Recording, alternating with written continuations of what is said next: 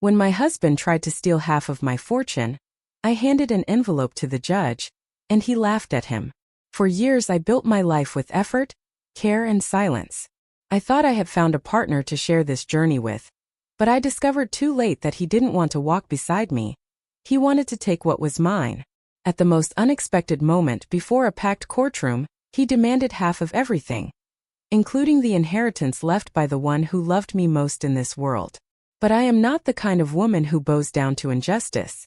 Without raising my voice, I handed over an envelope I had kept for years. And there, in that restrained gesture, I began to turn the tables in a way no one expected. This is not just a story about assets or papers.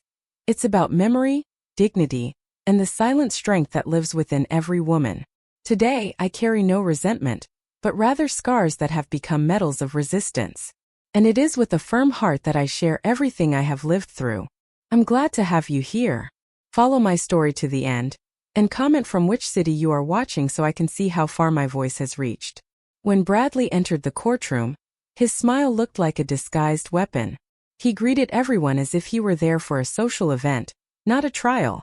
When he declared in a firm voice that he wanted half of everything, including my grandmother's inheritance, I felt a dense silence form. I remained seated, motionless, but inside me something broke. All eyes turned to me as if expecting me to collapse right there. I didn't allow myself to react with anger, nor with tears. My eyes met his for a brief moment, and I saw something colder than greed there. It was contempt.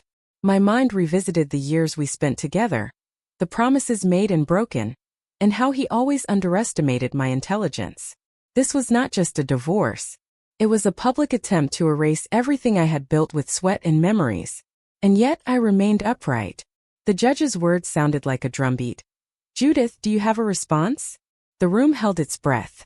The urge to scream was immense, but I chose silence. A silence laden with strategy. I stood up slowly, as if every gesture of mine was calculated for that exact moment. Because it was. "Judith, do you have a response?" Bradley's lawyer, Gerald Weston, spoke with ease. His speech was polished, engaging, almost theatrical. He painted a picture of Bradley as a loyal, present husband who would have given up everything for me. I looked at the judge's face, searching for signs of doubt. Some people in the room even seemed convinced by the performance. But I knew what was about to happen. I reached for the briefcase beside me, opening it calmly. Patricia's, my lawyer's, eyes met mine in a silent nod of approval. Slowly, I pulled out a brown envelope and kept it visible. The change in atmosphere was almost palpable. Gerald's charm faded, replaced by suspicious tension. Even Bradley seemed to lean back slightly in his chair.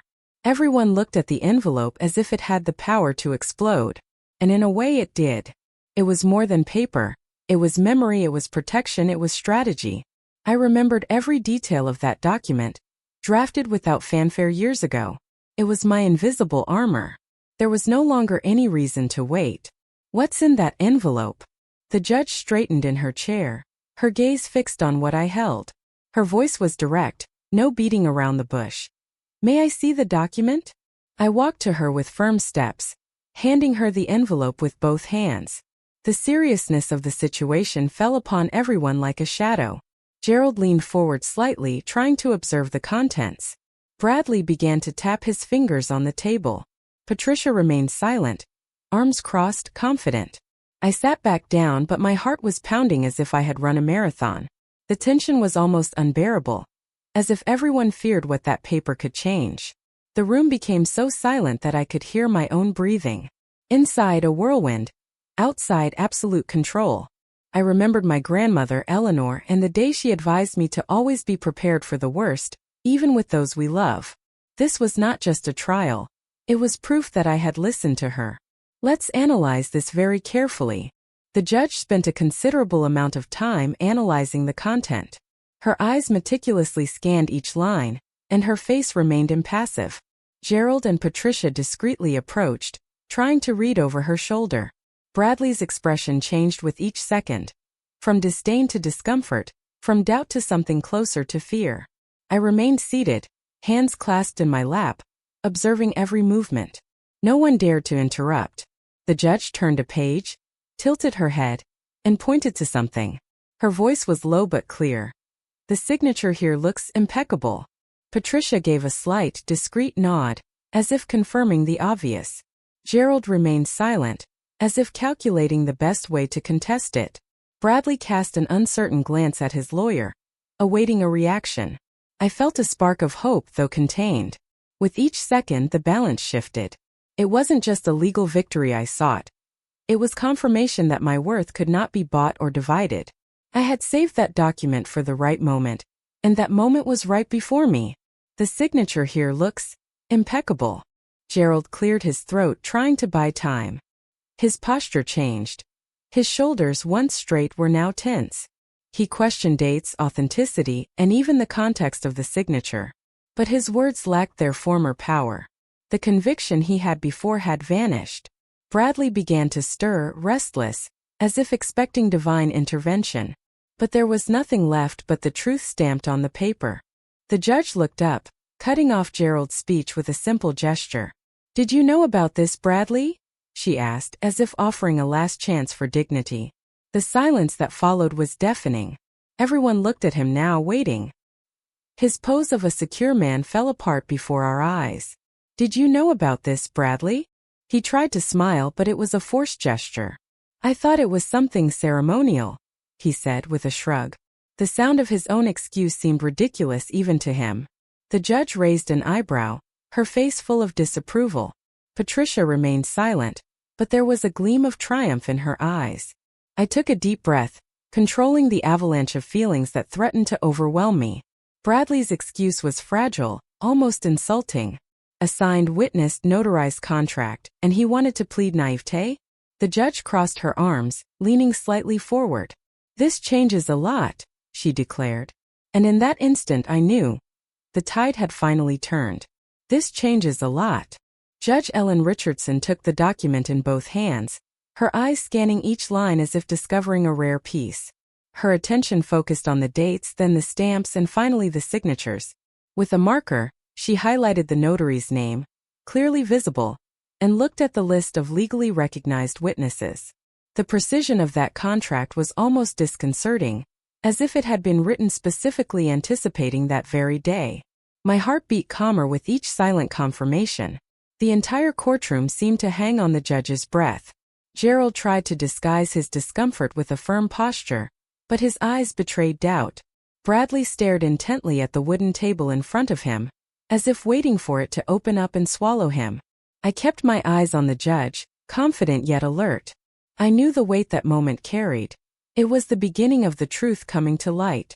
Ellen turned the last page, read in silence for a few seconds, and then said without mincing words in a firm tone, "This document is perfectly valid." That was like a breath of relief for my soul.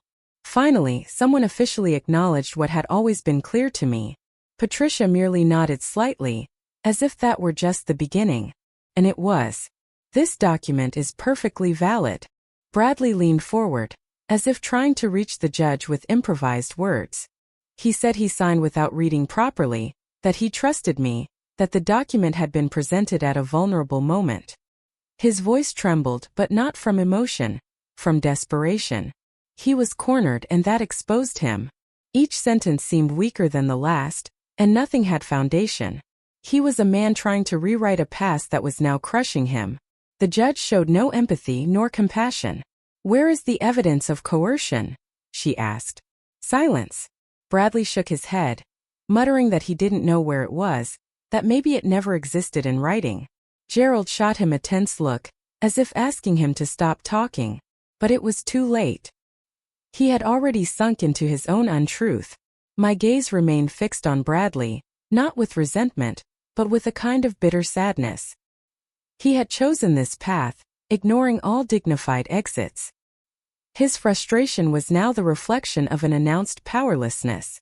A man who always had control, now faced with the only thing he could not manipulate: the facts. "No one forced you to sign." Patricia walked to the front with calculated steps, unhurried, unhesitating. Her presence was like a lighthouse in the midst of that storm. Firm, serene, imperturbable. With an almost provocative calm, she began to discuss the procedures that had been followed. All witnesses alive recognized with no emotional ties to either party. The impartiality of the notary, the clarity of the clauses.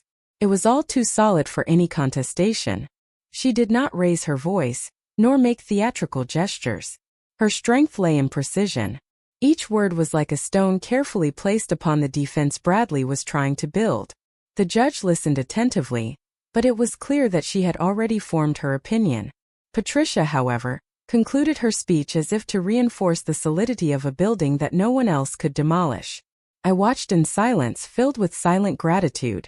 Patricia not only defended me, she represented me. And above all, she represented the woman who once doubted her own strength, but who now saw that strength stamped in every line of that contract. The room seemed to breathe at a new rhythm. Let's move on to the most relevant clauses. The sound of pages turning echoed like muffled thunder. The judge found the specific clause and began to read it aloud, with a firm cadence. With each word spoken, I saw Bradley lose a bit of color. She read, "All assets acquired prior to the matrimonial union, including inheritances received from direct family members, shall be considered the exclusive and untransferable property of the beneficiary party." The room fell into an even denser silence. It was the sentence before the sentence. That passage had been written with Eleanor, my grandmother, and everything she built in mind. Her story was protected in that paragraph. When the judge looked up after reading, Bradley's face looked like cracked plaster. He couldn't believe that document had the power to remove him from where he thought he rightfully belonged. But it wasn't his. It never was. Murmurs began in the back rows. The public, the journalists, all tried to absorb what that meant. The certainty with which the clause was drafted made it clear there were no loopholes. Bradley pressed his lips together, taking a deep breath as if preparing for an explosion. And then he murmured almost voicelessly, "What else is in that document? What else is in that document?" The judge maintained her composure, as if dealing with this kind of surprise every day. She made sure to reinforce that the article referring to the inheritance was in accordance with state law, and that there was no possibility of contestation. When she declared that the inheritance is untouchable, I saw Gerald sink slightly in his chair. The mask of confidence had fallen. The reality was raw. The impact of that sentence was instantaneous, as if the foundation of Bradley's argument had been removed with a single gesture. What he coveted most was precisely what he would never have. My inheritance. Eleanor's legacy. My family's sweat. It was not for sale, nor available to anyone who tried to destroy me. Bradley looked at me as if seeking understanding, but all he found was an unwavering woman. There was no more room for concessions. The court was faced with an undeniable truth, and truth has weight, and at that moment it crushed any argument. So he has no right to any of this? Gerald, in a last attempt to maintain appearances, stood up to contest the reading. He said that the spirit of marriage was one of sharing and that, therefore, the inheritance should be re-evaluated. But the words came out hollow, unsupported. The judge interrupted him gently but firmly. "The letter of the law is clear, Mr. Weston. Feelings do not alter contracts."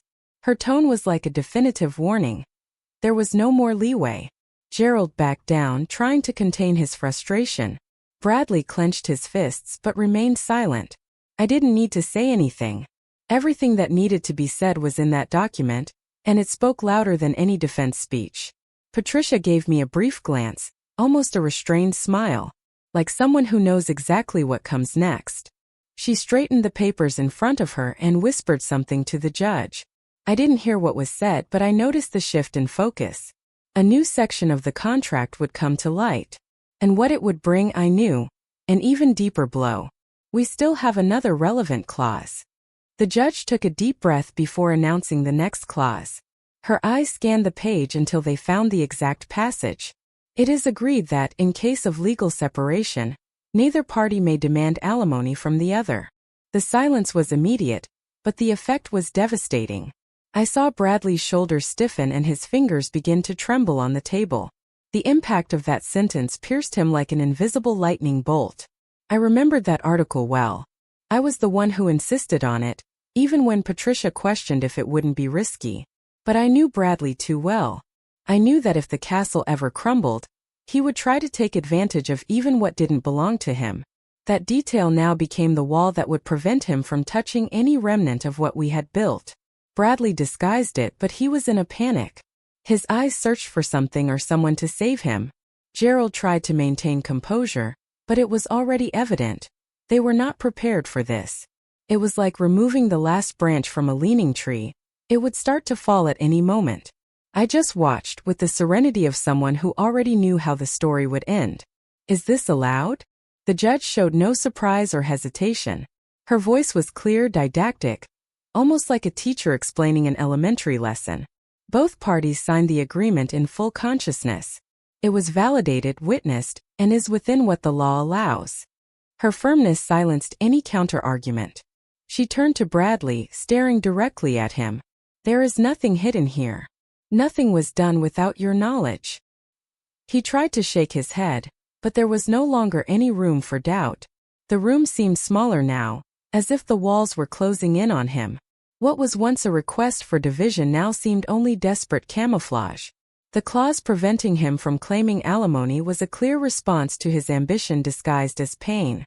Patricia maintained an impassive gaze. It was as if she had foreseen every move of that play. Gerald nervously jotted something down, but his words were swallowed by the solidity of the document. I remained firm, not out of coldness but because I had already cried too much over this marriage. Now it was time for justice, not compassion. You had the option not to sign. Bradley fidgeted in his chair, as if he were about to get up and flee. His face began to redden, and his chin trembled slightly. The judge did not avert her gaze, nor did she allow interruptions. It was as if each new truth ripped a piece of his armor away, and he was already beginning to fall apart. The composure he always displayed in public began to crumble there, before everyone. I knew him well enough to know he wouldn't react with silence for long. Bradley didn't know how to lose without shouting. But, unlike at home, there were now rules. The room held him, and his voice no longer had the same effect as before. I mentally prepared myself for what was to come. The fall had begun, and it would be public. Gerald finally gave up intervening. His gestures were slow, almost resigned. What needed to be done had been. Bradley squeezed his eyes shut, perhaps trying to hold back tears, perhaps holding back anger. But the truth was visible. He was defeated. And for the first time I didn't fear it. Only a strange peace, hard but liberating. We are ready for the conclusion. It was as if suddenly something inside Bradley snapped. He stood up abruptly, knocking over his chair with the movement. The judge did not stop him immediately. It was as if she expected him to completely empty himself. "This is a betrayal," he shouted, his voice choked. "I gave years of my life, and now I'm left with nothing?" His words scattered like broken glass, sharp and desperate. The courtroom remained silent, observing his outburst. He pointed at me, accusing, as if I had been the manipulator. He spoke of sacrifices, time invested, love. But every sentence sounded like a spoiled child trying to change the rules of the game because he lost. I stared at him without blinking. There was nothing there that could affect me. It was too late for theatrics. Bradley was exposed, stripped of the artificial elegance he always wore. Humiliation was his only companion now. The man who always knew how to control everything now imploded before his own mistakes. And I knew it wasn't anger. It was fear. The fear of being nothing without what he wanted to take from me. This isn't fair. The judge firmly pounded her gavel, interrupting the scene. "Mr. Crawford, control yourself." Her voice carried an authority that silenced any rebellion. Bradley stopped, breathing heavily, eyes wide. "This court is not a stage for emotional speeches. We are dealing with facts, contracts, and legal decisions." It was like a slap of reality, dry with no room for rhetoric. She adjusted her glasses and continued to leaf through the documents, indifferent to Bradley's outburst. The room remained quiet, as if everyone feared provoking another fit of rage. But the judge did not tremble. She represented what Bradley hated most. A woman who would not bow down. And now that woman had the power to decide his fate. Gerald tried to pull him back to his chair, whispering something, but Bradley was paralyzed. The moral authority there was undeniable, and he had lost any chance of regaining respect. His performance had condemned him even further. And deep down perhaps he knew it. The judge simply concluded, "Emotion does not change the terms signed. Here we are not dealing with feelings but with laws." The murmur began low in the back rows, like a breeze that grows into a gale. Some journalists whispered among themselves, frantically taking notes. The exchanged glances did not hide the informal judgment. Bradley was destroyed not only judicially, but also in public opinion. His eyes sought support but found only distance. I saw a woman from the press shake her head in disapproval.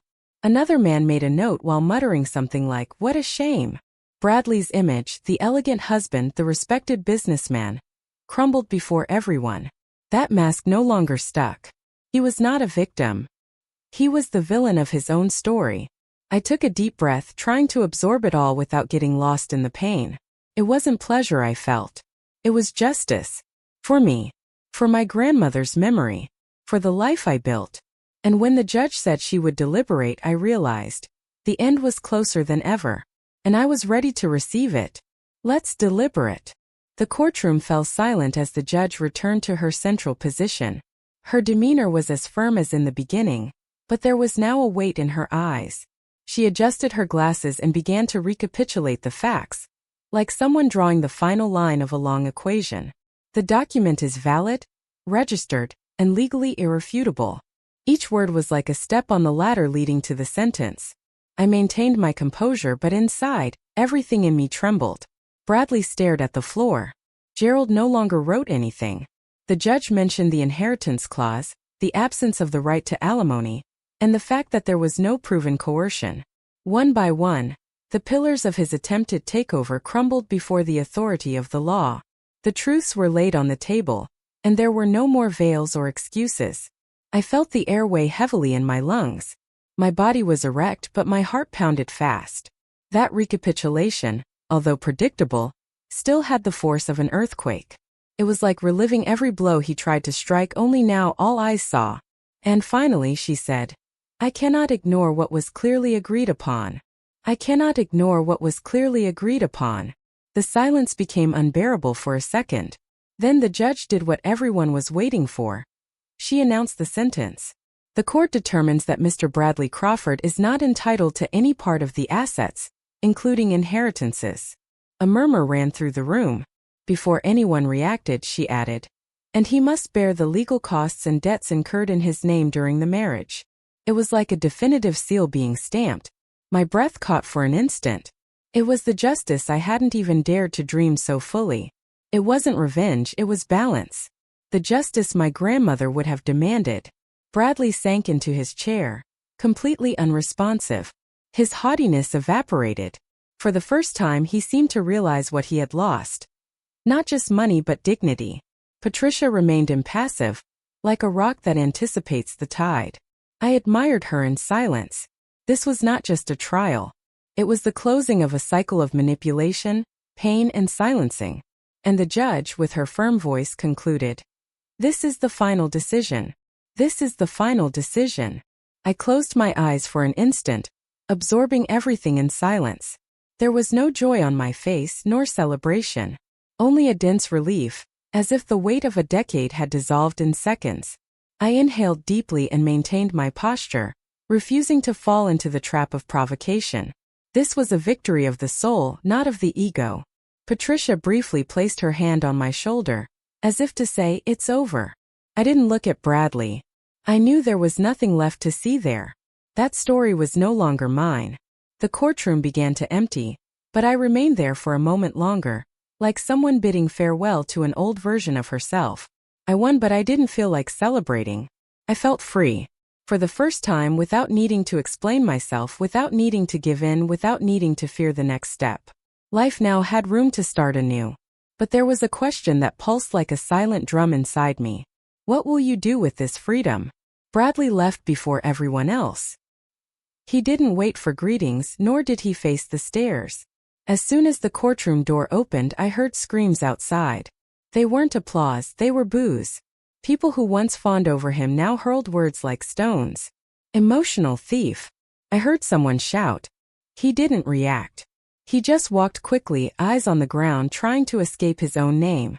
I saw through the windows that the crowd moved away from him, as if he carried a contagion. The man who claimed to be an example of success was now a symbol of frustrated greed.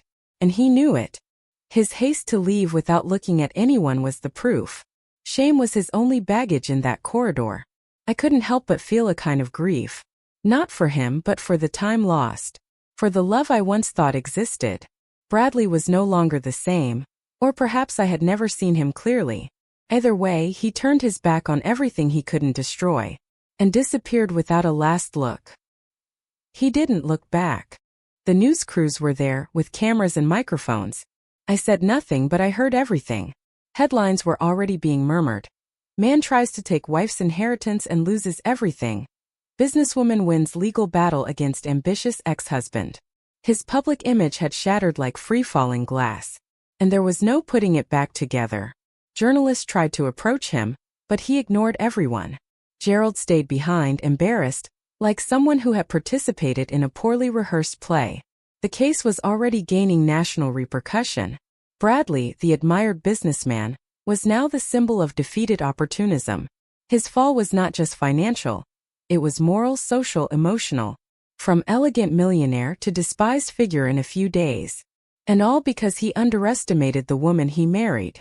He underestimated my history, my strength, and especially my intelligence. The irony of it all was that he fell trying to rise on what did not belong to him. From millionaire to nothing.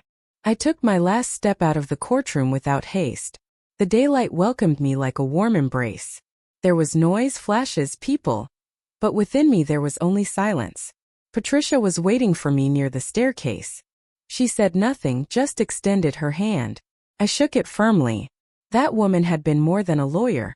She had been my silent ally. We walked down the steps without rushing. Like someone who knows that every step has a greater meaning now. I felt eyes on me, but not like before. There was no more judgment. There was respect. And there was also a seed of curiosity. What would I do now, after surviving the storm? I looked around, took a deep breath, and let the wind carry away the last memory of that name. Bradley was the past. I was the present. And by my side, Patricia murmured, "Now a new story begins." And I knew right then that she was right. Let's start something new. The wind was calmer that late afternoon when I arrived at the cemetery.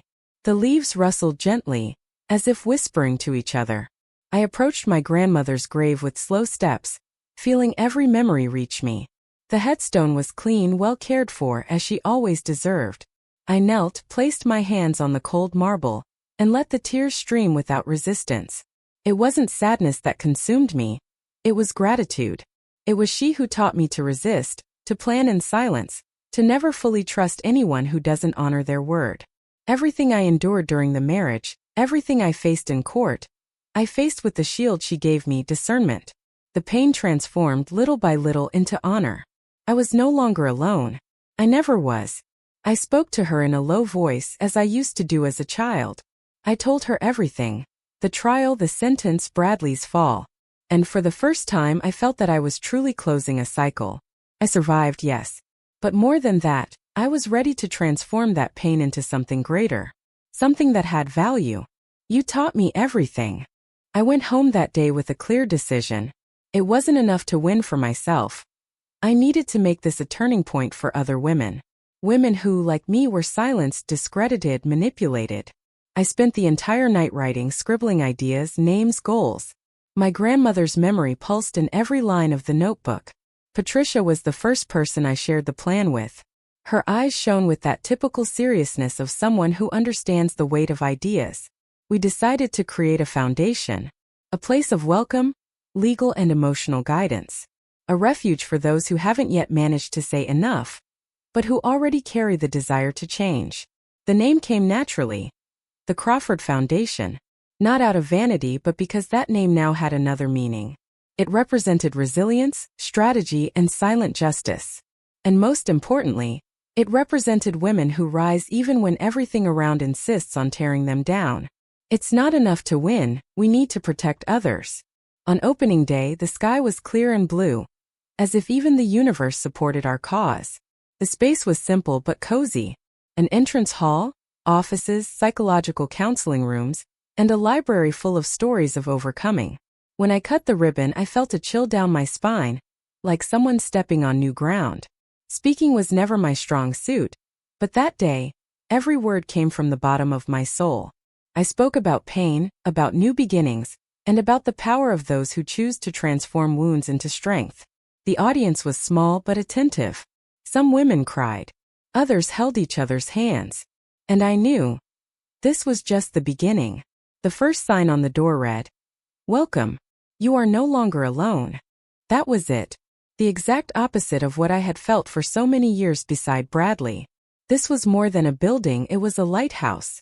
And I was determined to keep it lit for those who are still walking in the dark. How many lives can we save? She entered hesitantly, holding a small bag and avoiding eye contact. The attendant received her kindly and led her to one of the rooms. I watched her for a few seconds from the hallway. That posture, that caution in her gestures. It was as if I were looking at my own reflection from years ago. When I entered, she flinched a little, but soon relaxed with my presence. She told her story in pauses, like someone still doubting if she would be heard without judgment. And I listened without interrupting, without correcting. I just listened. When she finished, her voice almost broke. "Do you think there's still a way?" And I, with all the certainty in the world, said, "There always is." Seeing her eyes fill with hope was the greatest reward I had ever received. There, in that instant, I understood that nothing, absolutely nothing, of what I had lived was in vain. The pain didn't disappear, but it gained purpose. And that woman, sitting before me, was no longer adrift. She had found solid ground. And I knew exactly what that meant. She was exactly where I had been. Later, I sat with Patricia to review the next steps. She arrived with a notebook full of notes and ideas. The project was growing. New cities requesting extensions of the foundation, partnerships being formed with law firms and community groups. It was like watching a seed break through the earth and grow visibly. We talked about finances, new leadership, training. But we also talked about the symbolism of it all. "Do you realize we are creating a collective shield?" she said. And yes, that's exactly what it was. A shield for so many women who, like me, had to fight in silence for too long. We looked at each other for a few seconds in silence, like someone who understands the gravity of the mission. It wasn't just about helping. It was about preventing so many from having to go through the same path. I didn't just want to offer shelter. I wanted to offer an exit, a path, a future, dignity. We have much more to do. At the end of that week, I sat alone in my office facing the window. The city went on with its rhythm, indifferent to the transformation that was beginning within. But I knew something had changed. In me, around me, in what I represented. And in that silence I smiled. It was no longer fear I carried, nor resentment. It was serenity, the awareness of someone who faced chaos and chose not to become a part of it. I had found the other side of pain, and it was made of purpose, of action, of rebirth. For the first time, my story was not about loss but about giving. Now all the scars had a voice, and they told not only about what hurt me, but about what built me. It was time to give back. And I would do it in every gesture, in every new life touched, in every woman lifted up. Now it's my turn to give back. Time passed like a silent river, carrying with it names that once seemed important. Bradley disappeared from the media without a trace. No new interviews, no public appearances, no effort to return. It was as if the world had simply moved on, forgetting his existence. And in a way, that was exactly what he feared most. I don't know where he is, nor do I care. The last mention in a footnote spoke of the closure of his old company due to accumulated debts. The man who once tried to erase my story had been erased by his own. And I learned there that some defeats don't need an audience. They happen in silence, where vanity can no longer hide. Today no one mentions him. In social circles, at events, even among old friends, he has become a forgotten period. The world doesn't miss those who only wanted to take and never offer. And neither do I. What was once pain is now just a turned page. No one speaks his name anymore. Meanwhile, my story took a turn I never imagined. I was surprised by invitations from women's collectives, NGOs, universities. My name began to circulate as a symbol of resistance and justice. I received honors that deeply moved me, not for vanity, but for the strength they represented. It was as if my pain had transformed into a banner. During a conference, I heard a young woman say, "If she made it out, I can too." That hit me more than any trophy. I saw in her eyes the same sparkle that was once missing in mine. My name, once linked to scandal, now meant overcoming. It was the end of a cycle of silence, and the beginning of a legacy that no longer carried fear. I didn't seek recognition, but it came. Because when one woman stands up, others find the courage to do the same. And so, what began as defense became inspiration. I didn't want to be remembered as a victim. I wanted to be remembered as an example. And little by little, I became that. Your name now means courage. I visit the foundation headquarters every week. I like to walk in unannounced, see the natural movement, hear the voices in the corridors. Sometimes I stop in front of the mural where the photos of the women we've helped are displayed. Each face there carries a battle won, a pain overcome, a future reclaimed. It's a living testament that it was all worth it. That day, a 15-year-old girl hugged me without saying a word. She just cried on my shoulder. I held her carefully, like someone holding herself in another time. With each new story welcomed within those walls, I feel my grandmother's presence stronger than ever. Eleanor lives in every decision I make, in every woman who finds refuge. The Crawford Foundation grew. Today, it's not just a physical space. It's a symbol, a silent cry of resistance that echoes to those who need to hear it most. I walk among those walls and see much more than bricks. I see legacy, love, shared courage. Her legacy lives through me. Now, I'm curious about you who heard my story. What would you do if you were in my shoes? Have you gone through anything similar? Support the channel by subscribing, liking, commenting, and sharing this video. I'm leaving another story on the final screen that you'll also enjoy, and it will definitely surprise you. Thanks for watching. See you in the next video.